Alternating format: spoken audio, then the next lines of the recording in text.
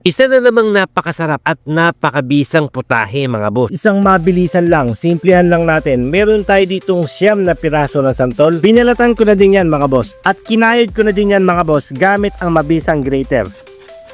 Pipigayin lang natin yan ng isang beses mga bossing.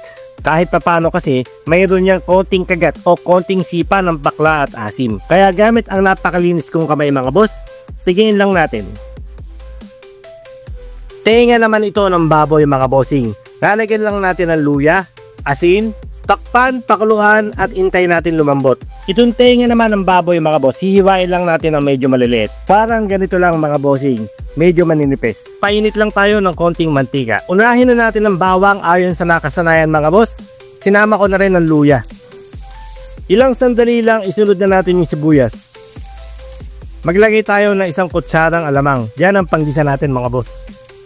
Makalipas ang ilang saglit matapos maluto yung alamang mga boss, pwede na natin ilagay yung mga hiniwa nating tenga ng baboy.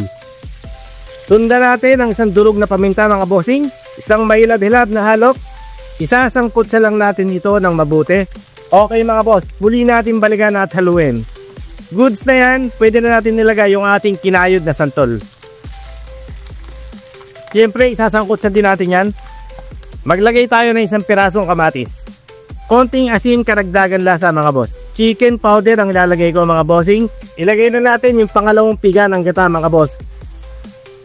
Takpan lang muna natin, hayaan nating maluto yung laman ng santol. Lumipas lang ang ilang minuto, muli natin balikan ang ating napakasarap na niluluto.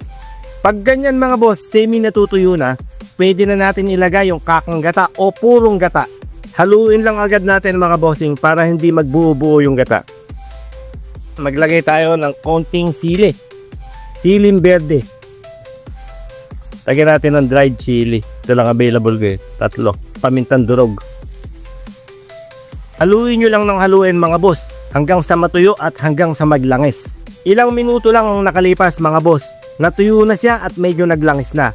Ito na ang ating napakasarap at napakabisa at napakalupit na Sinantolan Express. Pang ulam, pang pulutan.